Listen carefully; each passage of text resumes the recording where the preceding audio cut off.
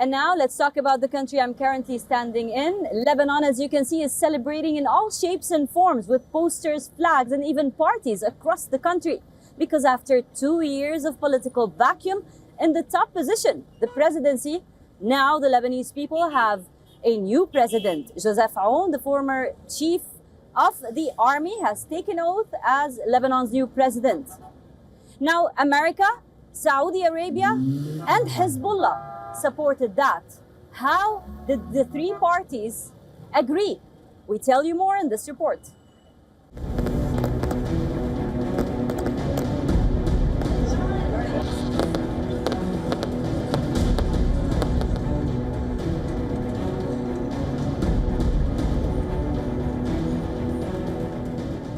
Celebrations erupted on the streets of Lebanon. After 2 years of vacuum in the president's office, Joseph Aoun has been elected as the 14th president.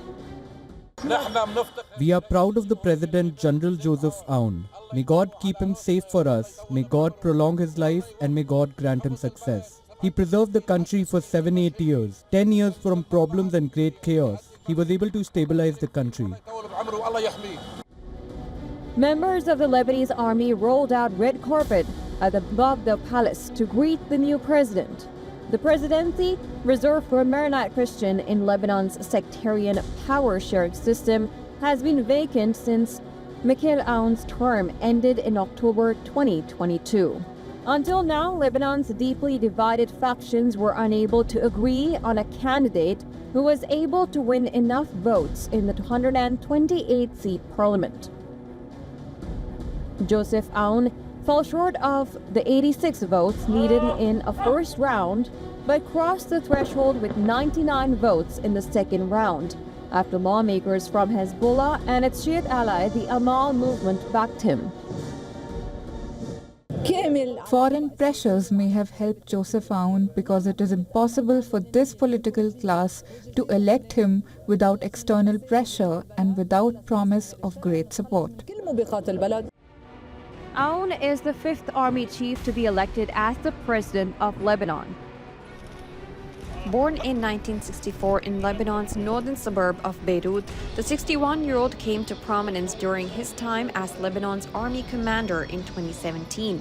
Shortly after taking charge, Aoun launched an operation targeting the Islamic State group who were hiding in stretches of the Syria-Lebanon border.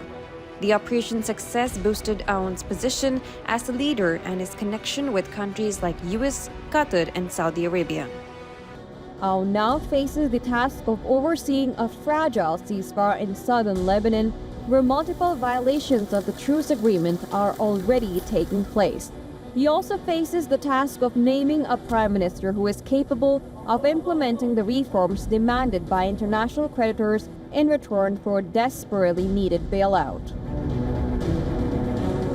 While taking oath as the president, Joseph Aoun already promised that Lebanon is entering a new phase of its history in 2025.